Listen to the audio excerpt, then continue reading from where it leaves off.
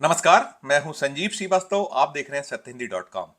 मध्य प्रदेश के पूर्व मुख्यमंत्री और कांग्रेस की राजनीति के मास्टर ब्लास्टर दिग्विजय सिंह ने एक ऐसा राग छेड़ दिया है या एक ऐसा ऐलान जंग कर दिया है जिसके चलते मध्य प्रदेश के मुख्य निर्वाचन पदाधिकारी कार्यालय से लेकर केंद्रीय चुनाव आयोग के कान खड़े हो गए हैं। दिग्विजय सिंह राजगढ़ लोकसभा सीट से कांग्रेस के प्रत्याशी हैं और उनके सामने भाजपा के निवर्तमान सांसद रोडमल नागर चुनाव मैदान में है। और राजगढ़ का जो लोकसभा क्षेत्र है वो देश भर में चर्चाओं में आने वाला है। और चर्चाओं में इसलिए आने वाला है कि दिग्विजय सिंह ने एक ऐसी ताल ठोकी है जिस ताल के बाद ईवीएम के बिना चुनाव की कोशिश राजगढ़ में दिग्विजय सिंह और उनके समर्थकों की ओर से हो रही है। राजगढ़ उनका पुराना क्षेत्र है, यहां से वे सांसद रह चुके हैं और साथ साथ उनके भाई जब वो मध्य प्रदेश के मुख्यमंत्री बने थे 1993 में, उसके ठीक पहले वो इस क्षेत्र का प्रतिनिधित्व करते थे और उन्होंने इस क्षेत्र के सांसद पद से इस्तीफा दे दिया था और बाद में उनके अनुज लक्ष्मण सिंह ने यहां से चुनाव लड़ा था और वे जीते थे। और काफी लंबे वक्त के बाद, करीब 33 सालों के बाद राजगढ़ का रुख दिग्विजय सिंह ने किया है। उन्हें कांग्रेस ने टिकट दिया है, वे राज्यसभा के सदस्य भी हैं और ऐसे नेता हैं जिनको वो देश जानता है। उनके बयान चर्चाओं में रहते हैं, कई विवाद होते हैं और खासकर बीजेपी, आरएसएस या बीजेपी के अनुषांगिक संगठन दिग्विजय सिंह के बयानों से तिल मिलाते हैं, उनको निशाने पर लेते हैं, तमाम आरोप प्रत्यारोप के दौर चलते हैं। तो अभी तो दिग्विजय सिंह जो ताल ठोक रहे हैं, जो उन्होंने कहा है, आपने सुना और देखा। जो सत्य हिंदी के दर्शक हैं, जो सत्य हिंदी के श्रोता हैं, उन्होंने देखा पाया कि दिग्विजय सिंह ने एक ऐसी राग छेड़ी है, एक ऐसा राग आलापा है जिसमें ईवीएम को लेकर बहुत सारे सवाल उठते रहे हैं। खासकर अभी जब 5 राज्यों के विधानसभाओं के चुनाव हुए, उसके बाद फिर ईवीएम कटघरे में थी और जिन 5 राज्यों के चुनाव उसमें मध्य प्रदेश भी शामिल था, छत्तीसगढ़ था, राजस्थान था, तेलंगाना था। तो कुल 5 राज्य जो थे उसमें जिस तरीके के नतीजे आए, खासकर मध्य प्रदेश, राजस्थान और छत्तीसगढ़ में आए, उसके बाद ये थोड़ा आरोप प्रत्यारोप का दौर तेज हुआ। आरोप लगाए गए कांग्रेस की ओर से, दिग्विजय सिंह ने भी उसे चुनावों में कहीं ईवीएम की कलाकारी की बात करी, कांग्रेसियों ने बात करी, और उधर बीजेपी या सत्तारूढ़ दल जो मध्य प्रदेश का है या केंद्र के जो भारतीय जनता पार्टी और उसके गठबंधन की सरकार है, एनडीए की सरकार है, उसके नेता यही कहते रहते कि हार जाओ तो आप ईवीएम पे ठीकरा फोड़ दो। लेकिन अभी फिलहाल मध्य प्रदेश में ईवीएम को लेकर जो दिग्विजय सिंह करने जा रहे हैं, उन्होंने जो पूछा था, जो हमने आपको सुनाया दर्शकों को, कि वहां कहा गया है कि बड़ी संख्या में राजगढ़ में उम्मीदवार उतरेंगे। दिग्विजय सिंह ने पूछा था कि किस पद्धति से चुनाव चाहते हैं, ईवीएम से चाहते हैं या बैलेट पेपर से। तो एक सुर में आवाज आई थी कि हम बैलेट पेपर से चुनाव चाहते हैं। और बैलेट पेपर को लेकर जो वस्तु स्थिति है, हमने भारत के पूर्व मुख्य चुनाव आयुक्त जो मध्य प्रदेश कैडर के रिटायर्ड आईएएस हैं, ओपी रावत, भोपाल में ही सेटल हैं, उनसे पूछा था, उनसे बात करी थी, उनको सुना था कि क्या कुछ हालात हो सकते हैं, बैलेट पेपर पर चुनाव कब कराना होंगे। तो एक आंकड़ा निकल कर आता है कि यदि 384 के ऊपर उम्मीदवार हो जाते हैं तो ईवीएम से चुनाव मुमकिन नहीं हो पाएगा। और दिग्विजय सिंह ने जब अपने समर्थकों से पूछा तो उन्होंने कहा 400 क्या, हम 450 लोग उम्मीदवार उतार देंगे क्षेत्र में। ये जो एक सुर में, उनके सुर में सुर दिग्विजय सिंह के मिला रहे थे। और अब तो ये भी निकल कर आ रहा है, दिग्विजय सिंह का ताजा बयान है कि प्रत्याशियों की संख्या 500 तक जाएगी। उनसे पूछा गया था कि यही दावा छत्तीसगढ़ के मुख्यमंत्री रहे, छत्तीसगढ़ के पूर्व मुख्यमंत्री भूपेश बघेल की ओर से हुआ था, लेकिन भूपेश बघेल कर नहीं पाए थे ऐसा। तो उन्होंने कहा था कि उनके पास वक्त नहीं था, मेरे पास वक्त है। 12 अप्रैल से जो है नाम निर्देशन पत्र दाखिल करने की प्रक्रिया मध्य प्रदेश की राजगढ़ सीट पर आरंभ होने वाली है। मध्य प्रदेश में 4 चरणों में चुनाव हो रहे हैं। कुल 29 जो लोकसभा सीटें हैं उसमें पहले चरण में 19 अप्रैल को 6 सीटों पर चुनाव है। दूसरे चरण में 26 अप्रैल को 7 सीटों पर वोट डाले जाएंगे और तीसरे चरण में 7 मई को 8 सीटों पर मतदान होगा। और उन जो 8 सीटें हैं तीसरे चरण में, उसमें राजगढ़ भी शामिल है। और अंतिम चरण 13 मई को है, जिसमें 8 सीटों पे पुनः मतदान जो है, इन द सेंस की चौथा चरण में 8 सीटें शामिल हैं जिसमें 13 मई को वोट पड़ेंगे। तो ये सब कुछ चल रहा है। हमने जो बातचीत की है, चुनाव आयोग जो मध्य प्रदेश का मुख्य निर्वाचन पदाधिकारी कार्यालय है, उससे हमने पूछा है। राजेश कौल जो एडिशनल सीईओ हैं, हम सत्य हिंदी ने उनसे बात की तो उन्होंने कहा कि हमारे को इस बारे में अभी कोई स्थिति ये साफ नहीं है। प्रक्रिया शुरू होगी जब 12 अप्रैल से नॉमिनेशन फाइल किए जाएंगे। अभी पहला जो चरण रहा है 6 सीटों का लोकसभा, वहां तो कोई ऐसे फॉर्म या ऐसी स्थिति नहीं बनी, लेकिन दूसरे चरण में जो, या तीसरे चरण में, माफ कीजिएगा, तीसरे चरण में जो वोटिंग होना है 7 मई को, उसके लिए जो 12 अप्रैल से नॉमिनेशन फाइल होने का क्रम शुरू होने वाला है, उसमें दिग्विजय सिंह ने यही कहा है कि संख्या 500 जा सकती है। तो मध्य प्रदेश के मुख्य निर्वाचन पदाधिकारी कार्यालय के जो एडिशनल सीईओ हैं, उनके द्वारा, राजेश कौल द्वारा सत्य हिंदी से कहा गया है कि हालात यदि ऐसे बनेंगे, वो सब चीजें जब नाम निर्देशन पत्र दाखिल हो जाएंगे, उनकी स्क्रूटनी हो जाएगी, और यदि उसके बाद संख्या ऊपर जाती है तो हम केंद्रीय चुनाव आयोग से डायरेक्शन मांगेंगे। केंद्रीय चुनाव आयोग का जो रुख और रवैया होगा वो देखा जाएगा। लेकिन जो भारत के पूर्व मुख्य चुनाव आयुक्त हैं, मध्य प्रदेश कैडर के रिटायर्ड अफसर हैं ओपी रावत, उनका तो कहना यही रहा है, उन्होंने जो मीडिया से बातचीत में कहा भी है कि 384 के ऊपर यदि संख्या जाती है तो उसमें मुमकिन नहीं होगा ईवीएम से चुनाव कराना, उसके लिए बैलेट पेपर पर जाना होगा। और बैलेट पेपर पर दिए जाते हैं, यदि संख्या 500 हो जाती है तो ओपी रावत साहब ने यह भी कहा है कि 30-32 पेजों का एक पूरी की पूरी बुकलेट छापना होगी। शायद देश के इतिहास में ऐसे हालात कभी नहीं बने होंगे लोकसभा चुनाव में, और हमने विधानसभा चुनाव भी लंबे अरसे तक पूरा देखा, इतनी बड़ी याद नहीं आता। मैंने 1986 में पत्रकारिता को ज्वाइन किया और उसके बाद से कई सारे इलेक्शंस देखे हैं जब बैलेट पेपर से चुनाव होते थे, तो संख्या एक बहुत अधिक गई है। तो 3 का आंकड़ा मुझे तो याद नहीं आता कि 3 संख्या में गई हो, जो 100 टच किया हो आंकड़े ने या उसके आसपास रहा हो, कभी संख्या रही। लेकिन अब जो दिग्विजय सिंह ताल ठोक रहे हैं तो उसमें निकल कर यही आता है कि 30-32 पेज की एक बुकलेट बनेगी। बुकलेट तो ठीक है, अब उसको अपना पसंद का प्रत्याशी चुनना, प्रत्याशी चुनने के बाद उस पर मोहर लगाना, मोहर लगाने के बाद उसे मत पेटी में डालना। जो अभी चुनाव आयोग के पास यदि पुरानी मत पेटी है अथवा नहीं, ये तो साफ नहीं है, क्योंकि अभी तो आयोग यही कह रहा है, मध्य प्रदेश का जो उसका इकाई है वो कह रही है कि तभी ये सब चीजें होंगी जब हमें नॉमिनेशन के हालात साफ होंगे। लेकिन जो सूत्र हैं वो ये बता रहे हैं कि इसको लेकर कहीं ना कहीं एक्सरसाइज अंदर ही अंदर चल रही है, कैसे इसको, या तो इस पे कैसे निपटा जाए।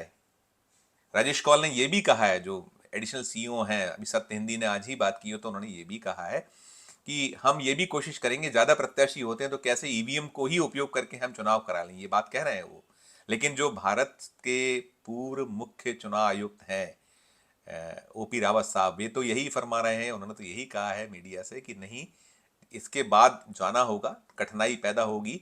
और साथ साथ उन्होंने ये भी कहा है कि ना केवल इसमें, बल्कि अब तो जो मतदान केंद्र है, मतदान केंद्र पे भी बड़ी कठिनाई आएगी कि उस हिसाब से कई सारी व्यवस्थाएं करनी होंगी, उतनी इस तरीके की पेटियां लाना होंगी, या उस तरीके की जो 32-32 पेज की, 30 पेज की यदि हालात बनते हैं।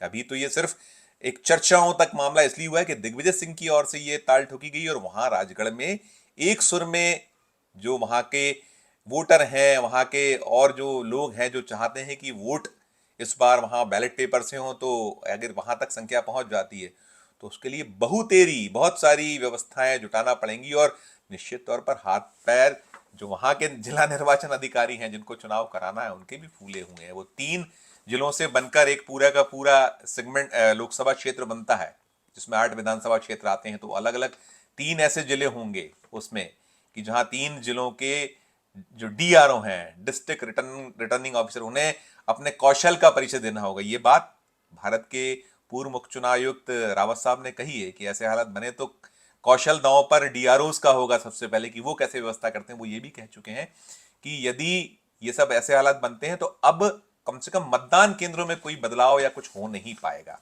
क्योंकि जो एक बार नोटिफिकेशन हो जाता है मतदान केंद्रों का, उसको बीच में नहीं बदल सकते। इतना जरूर है कि जो अन्य व्यवस्थाएं होना होंगी, उसमें क्या डायरेक्शन लोग जो है केंद्रीय चुनाव आयोग देता है, उसके लिए क्या क्या व्यवस्थाएं करता है, उसके अकॉर्डिंग होगा। और इसको लेकर मतगणना को लेकर भी बड़ी दिलचस्प स्थिति बनेगी कि मतगणना की जो तारीख अभी सुनिश्चित है, उसमें एक ही दिन में या जो भी जो वक्त है अभी मुकर्रर है, उसमें इतनी बड़ी संख्या में यदि 30-32 पेज का बैलेट पेपर हो जाता है तो कैसे मतगणना होगी, उसमें भी बहुत लंबी प्रक्रिया होगी। जैसे एक दौर में हम याद करते हैं, हमने जो चुनाव कवर किए उसमें जब बैलेट पेपर से चुनाव हुआ करते तो 3-3 दिन तक मतगणना चलती थी, जहां बहुत बड़ी तादाद में वोटर हुआ करते थे। और किसी भी लोकसभा क्षेत्र में 15 लाख के से कम, बहुत ही कम ऐसे क्षेत्र हैं जहां वोटर होंगे, 15 लाख से अधिक ही वोटर। अब तो वोट का जो प्रतिशत है वो भी अच्छा खासा जाता है, बड़ी तादाद में वोट पड़ते हैं। और इस बार तो भारतीय जनता पार्टी ने हर मतदान केंद्र पे 370 वोट बढ़ाने का एक लक्ष्य उनको प्रधानमंत्री जी की ओर से दिया गया है। तो वो भी मशक्कत कवायद चल रही है। तो जो स्थिति है, जो हालात, इसके साथ साथ एक ये भी है कि अकेला मध्य प्रदेश नहीं है, मध्य प्रदेश के अलावा और भी कई सूबे। और अभी जब दिग्विजय सिंह ने ताल ठोकी तो उसके बाद मध्य प्रदेश कांग्रेस कमेटी के जो अध्यक्ष हैं जीतू पटवारी, उनके मीडिया सलाहकार के मिश्रा ने सत्य हिंदी से कहा है कि हम केवल राजगढ़ ही नहीं, जहां जहां संभव होगा वहां हम प्रयास करेंगे मध्य प्रदेश की जो और लोकसभा सीटें हैं, जो चाहे दूसरा चरण हो, तीसरा चरण हो, चौथा चरण हो, की अधिक से अधिक उम्मीदवार, यानी कि 384 से ज्यादा प्रत्याशी उतारे जा सके। इससे ईवीएम की बजाय वोट बैलेट पेपर से हो। तो कांग्रेस तैयारियां कर रही है। अब सवाल ये भी उठ रहा है कि इतनी बड़ी तादाद में जब प्रत्याशी होंगे तो उनका खर्चा कौन उठाएगा, खर्चे की बात भी हो रही है। तो निकल कर ये आ रहा है, सूत्र या सोर्स ये कह रहे हैं कि इस पर निगाह रखी जाएगी कि पैसा किसकी ओर से निकल कर आता है। यदि प्रत्याशी खर्च करता है वो पैसा, कोई मनी ट्रेल होती है, तो उसके ऊपर जितनी भी एजेंसियां, ईडी की भी बात आ रही, ईडी भी निगाह रखेगी कि मनी लॉन्ड्रिंग तो नहीं हो रही। तो तमाम बड़े दांव पेच, बड़ी अलग अलग तरह की कवायद मशक्कत की बातें हो रही हैं। और दिलचस्प नजारा तो बन रहा है। और जैसा मैं कह रहा था कि मध्य प्रदेश अकेला नहीं, महाराष्ट्र में तो बाकायदा एक ईवीएम विरोधी मोर्चा बन चुका है। वहां भी बहुत सारी सीटें, नागपुर उसके आसपास की सीटों पर जो ईवीएम विरोधी मोर्चा है, 384 से ज्यादा प्रत्याशी उतारने के लिए ताल ठोके हुए हैं, वहां भी कोशिशें हो रही हैं। तो कुल मिलाकर बड़ी एक अलग सी स्थिति, जो ईवीएम के खिलाफ पूरा का पूरा एक माहौल बीच में बना था। बहुत बड़ा एक वोटर है हिंदुस्तान का जो बार बार कहता है कि नहीं, निष्पक्ष स्वतंत्र चुनाव के लिए अब बैलेट पेपर पे चुनाव जरूरी है। जबकि केंद्रीय चुनाव आयोग तो बार बार यही कहता है कि ईवीएम से बेहतर कोई व्यवस्था नहीं हो सकती, ना उसे हैक किया जा सकता है, ना कोई मैनिपुलेशन हो सकता है। और जो मध्य प्रदेश के पूर्व मुख्य, जो भारत के पूर्व मुख्य निर्वाचन अधिकारी हैं ओपी रावत साहब, उन्होंने तो यही कहा है कि हम लोग तो कई अवसरों पर जब वे थे इस पद पर, तो उसके बकायदा डेमो दिए गए हैं, देश और दुनिया के लोगों को बुलाया गया था। दिल्ली में अलग अलग कई ऐसी उन्होंने कार्यशालाएं रखी जिसमें मौका दिया कि करके दिखाइए, इस ईवीएम मशीन को हैक करिए। नहीं कर पाया कोई, ये ओपी रावत साहब कहते रहे हैं।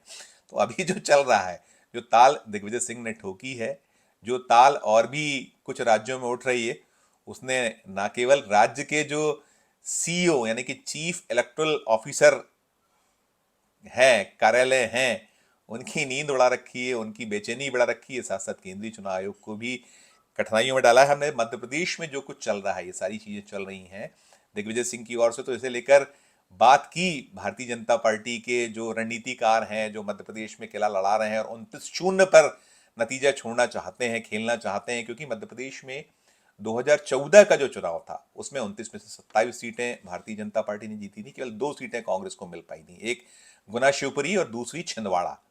गुना शिवपुरी से ज्योतिरादित्य सिंधिया ने चुनाव जीता था, जो कांग्रेस में हुआ करते थे उस वक्त, और छिंदवाड़ा की सीट कमलनाथ ने जीती थी 2014 में। और 2019 में जो नतीजा आया था वो 28-1 का रहा था।